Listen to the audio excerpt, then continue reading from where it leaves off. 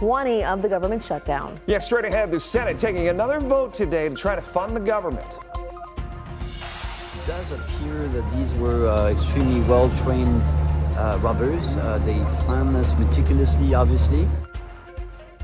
Plus, an elaborate robbery and jewelry heist in broad daylight at one of the most famous museums in the world. Now authorities are trying to track down who did it. Also, a major computer platform outage bringing companies, governments, and universities around the world to a standstill. What we're hearing may have caused it. That's coming up.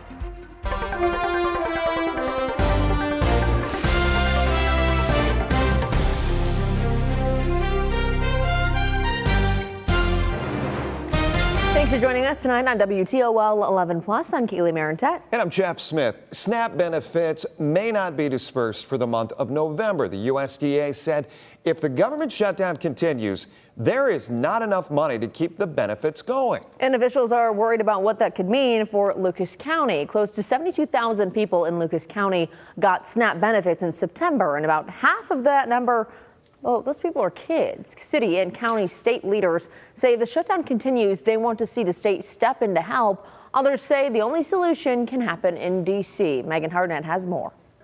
Roughly 17% of Lucas County could be without SNAP benefits come November 1st.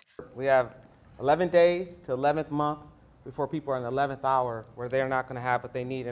If the shutdown continues, the USDA has said benefits won't be dispersed, which means $13.1 million of SNAP won't be coming to Lucas County. As well as the people not being fed, it's the people that feed them with that money and that EBT card. We're harming families, we're harming small businesses, we're harming the economic development of this community. Community leaders are asking the state to step in and use stabilization funds to help cover the shortfall.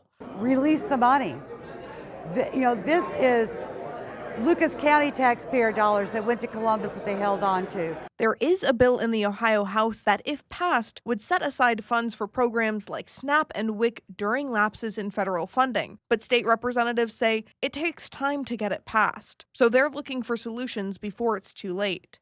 This is a crisis. This is a storm. It was inflicted on us. State Representative Josh Williams says he has similar concerns if benefits don't come through, but he says people should call on legislators in D.C. and vote with the Republicans to simply continue the funding for the government as it is. That's a clean, continuing resolution that's pending right now in the Senate. They can simply vote in support of that, and we don't need to dip into the state's rainy day fund.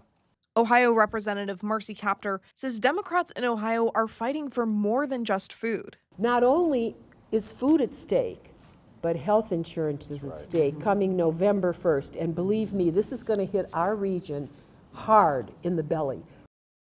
Megan Hartnett is joining us in studio. Megan, it can be hard to imagine how many people this could impact around the country. 72,000 people in Lucas County. 72,000 is a lot of people, but we didn't hear about this in your package, but City Council member Vanice Williams spoke today specifically about the importance of SNAP benefits. What did she have to say?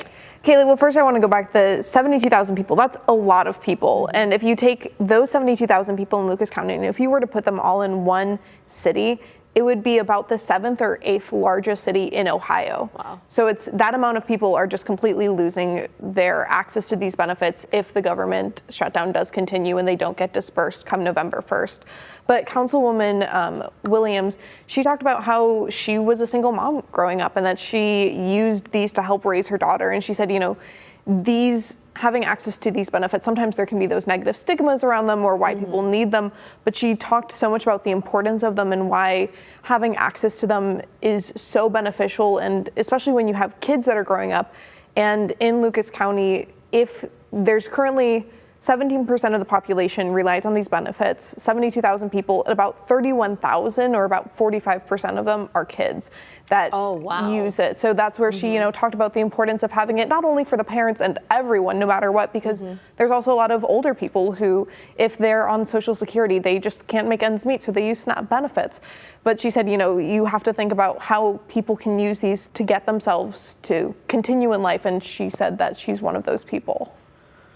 So you also spoke to some other people today. What did you hear about when it the importance of this, especially when it comes to local elections. You know, we think of this as something that it's in DC. That's the people who are there who are in charge of it, and it's up to them. But it comes down to some of these more local elections and the officials we choose then for how we handle these situations. And all of the state representatives and all of the local people who were here saying, you know, this is a friendly reminder of the importance of voting, contacting your legislator, something that not a lot of people do, whether it's calling or voting or emailing, you know, staying in touch with them so that they know how you feel or how they can help you when stuff like this happens, so that you're not unsure of what to do. They say it's important to build those relationships. And, you know, we currently have an election going on. We have an election that's all local, that's on in November. So, you know, they said it's just important as a reminder that when you vote in these types of elections, think about who you have representing yourself when stuff like this happens. And we've done reporting on this before, that these just strictly local elections where there is not like a presidential race or a governor race or something, there's such low turnout too. And people forget that these smaller elections, these elected officials, it's a trickle effect up to DC. Exactly, and that's where, I mean, right now we have that, where we have some of our city council members, the Toledo mayor, and there's some other ones in the surrounding area. And these are going to be the people in situations like this who you are relying on to either represent you or to make decisions that'll impact you. Be a voice, yeah, when we're dealing with this. All right, Megan, thanks for joining us in the studio. Jeff, we're going to send it over to you. Now to the stories making headlines across the country and around the globe. Governments, universities, and companies around the world, they were impacted by a major outage of Amazon's cloud computing system today. Also on the board, several pieces of jewelry were stolen from the world's largest art museum. We'll go to Paris for that one. The Senate is getting ready to vote again to fund the government. Today marks the 11th time. Plus, first, we're going to go to this one. Just days after the president's White House meeting with Ukrainian President Volodymyr Zelensky, the president is expressing doubt on whether Ukraine could win its war with Russia. President Trump has called for an immediate ceasefire between Russia and Ukraine, with Russia keeping control of most of the Ukrainian territory it currently occupies. President Zelensky has repeatedly rejected that idea. Over the weekend, a fragile ceasefire between Israel and Hamas was put to the test after Israel's military launched strikes in Gaza following an attack that killed 2 Israeli soldiers. Hamas denied responsibility, but President Trump blamed them for violating the ceasefire. The Senate is reconvening tonight to hold its 11th vote to fund the government in the hopes of breaking the stalemate. Last week, the Senate left town after the bill fell short of the 60 votes needed to advance it. Republicans and Democrats have been at odds as Democrats have pushed for negotiations over health care tax credits to be included in the funding measure. GOP House Speaker Mike Johnson says he would bring the House back into session if the Senate passes a bill to pay federal employees and military service members who have continued to work during the shutdown.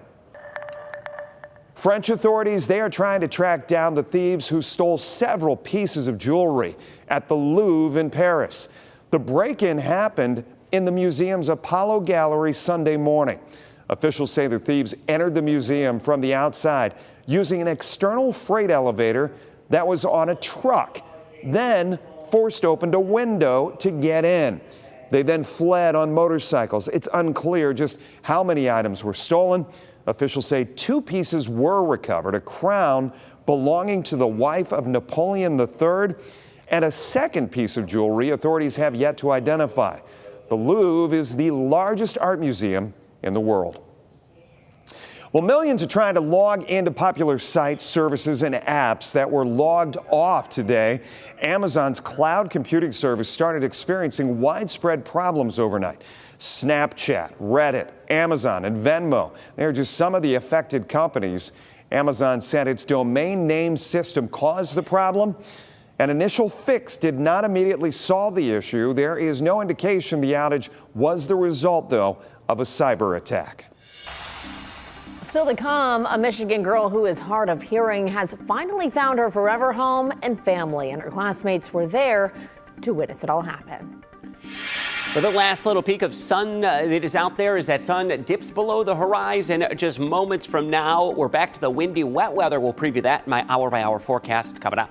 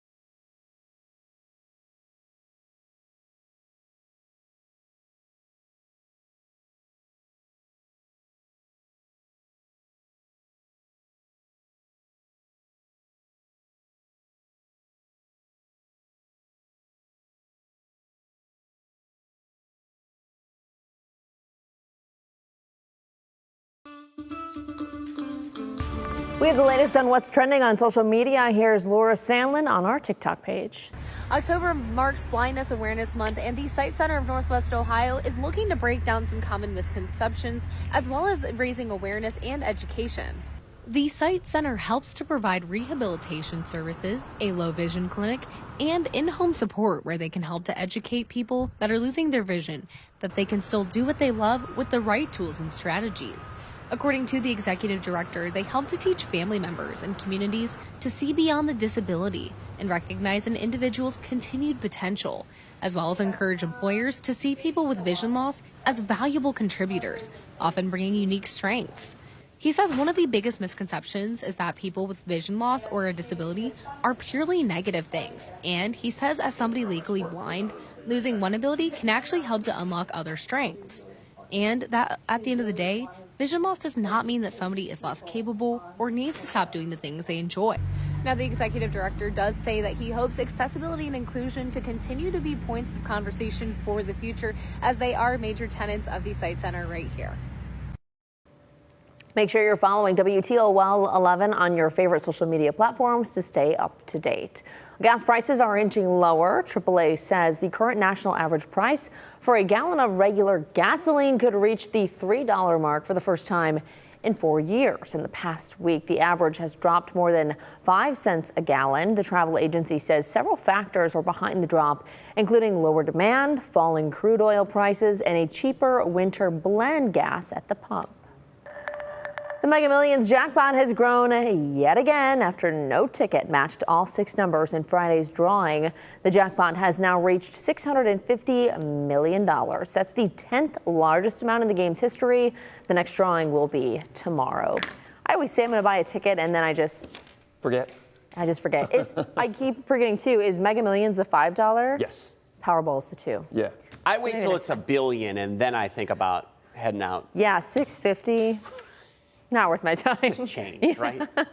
Yeah, that's just pocket change. If you grab a ticket the next day or two, make sure you hold on to it. It's going to be breezy. Winds back. Wouldn't want to lose that. Much like we felt over the course of the weekend, winds whipped up with that front that has come through. Weather systems have become a little bit more common this time of the year. And let's take you over to the big weather maps. We're looking at temperatures that are very close to 60 degrees. A little heads up, even at this point in the evening, we may not feel temperatures this warm again for some time in my 10-day forecast as we are settling in toward cooler October weather. 59 for Tiffin, 58 in Fremont, 60 for Findlay, 61 in Ottawa.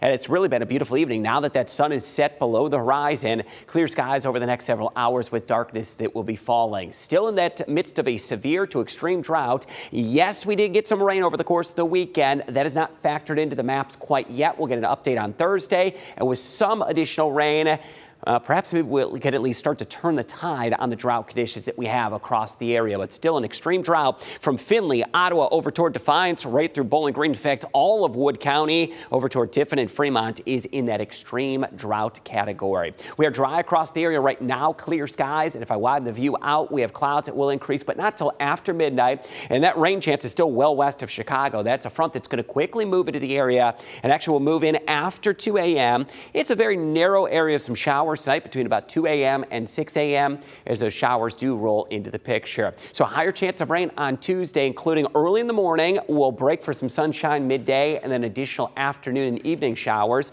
A few showers on Wednesday, very likely dry weather Thursday and into Friday. Much of the weekend Saturday also going to be dry. Slim chance we get a couple showers Sunday as we get into the end of the weekend. We certainly could still use the rainfall, even though we did get some over the course of the weekend. And here's the timing of it. Front that races into the area. It brings those brief showers tonight through daybreak tomorrow that's gone. We're actually going to get a decent amount of sunshine late morning through early afternoon, and highs will approach 60 degrees. So for a time tomorrow, it's actually going to feel fairly decent until we get to late afternoon. Some additional showers will sweep into the area.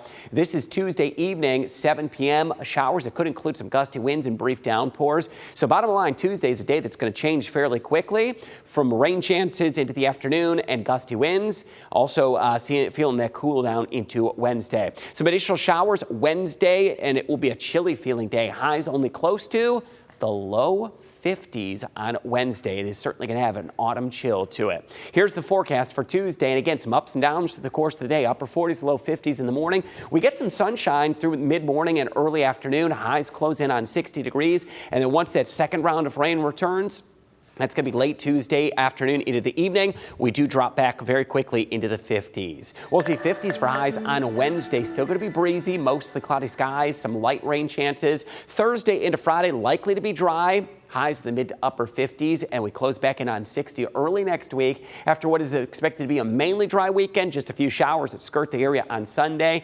Next week, we're going to drop back into the mid 50s as we look toward the end of October. That's a 10-day forecast. Jeff and Kaylee, back over to you. A Michigan courtroom turned into a celebration of love and new beginnings. An 11-year-old girl who is hard of hearing was officially adopted by her family while surrounded by her entire middle school class. Kiera Patterson has the story. We're gathered here in court to celebrate one of these. The confirmation of a new family through adoption. Today is about love, commitment, and beginning, and it's a privilege for this court to be a part of it. In Judge Matthew DeLange's courtroom, 11-year-old Daisy, who's hard of hearing, called the session to order herself. With a smile, a gavel, and a room full of support. Go ahead. Thank you. We are now in session. Her classmates from Northview's Deaf and Hard of Hearing program filled the courtroom. A sea of smiles and waving hands, celebrating the family that's loved her all along. You are witnessing something very important. A day when the law catches up to what the heart already knows, that this is and always has been a family. Daisy's aunt and uncle, Alice and Edgar Collingwood, have helped raise Daisy since her father passed away 2.5 years ago. With her mother facing health challenges, they moved from Oklahoma so Daisy could attend a school that teaches American Sign Language every day. We found the Northview school system, and they have a wonderful deaf hard of hearing program. She has just blossomed. She used to be very shy, very timid, and now her personality is really starting to come out. The Collingwoods are also learning ASL themselves. And on Friday, they promised to be Daisy's parents forever. We're both learning ASL. She also uses an AAC, which is an accommodation device that she can type words into and has pictures. And so if we can't understand what she's signing to us, she can pick it up and just write out what she wants to communicate. This is just a dream come true for all three of us. Daisy's 12th birthday is on October 21st. But this, her family says, is the best gift of all. She is gaining her independence, finding her own personality. If you've met Daisy, you love her. So that's all I can say. Because it don't make sense to do what's been done here. Look at how beautiful this really looks. Still to come, a new playground in East Toledo vandalized just weeks before it was set to open. Plus, no phones in school. Sylvania rolled out a new cell phone policy at the start of the school year. Tonight, we check in with the district to see how it's going so far.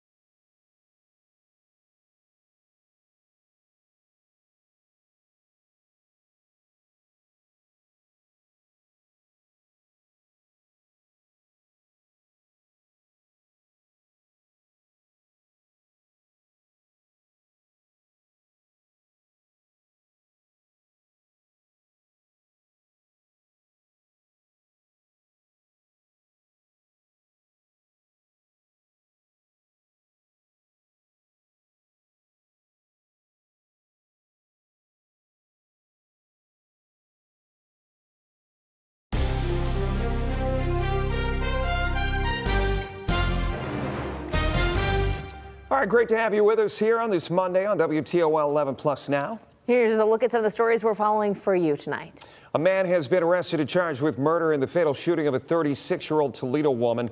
According to police, 35-year-old Jeffrey Townsend Jr. was arrested Sunday and charged with obstructing justice for allegedly making false statements to detectives during the course of the investigation. Townsend was charged with murder earlier today. Toledo police responded to a crash on Talbot Street just before 4 yesterday morning. That's where they found Jacqueline Garza shot. She died at the hospital. Lucas County coroner says she died from a gunshot wound to the chest, to the torso, I should say. Her death has been ruled a homicide. According to court documents, Townsend fired a handgun into Garza's vehicle, striking her at least once. Police said Garza and Townsend were in a relationship. One of Toledo's newest parks has been vandalized right before it was set to open to the public. The city built a playground at Yandota Park in East Toledo a couple of weeks ago, but just days after that, someone spray painted it. The park is still under construction and not ready for kids just yet. City leaders say they're disappointed to see this happen, but hope the neighborhood can look forward to the new park opening. We still have a great playground, and we're going to be able to clean up this graffiti.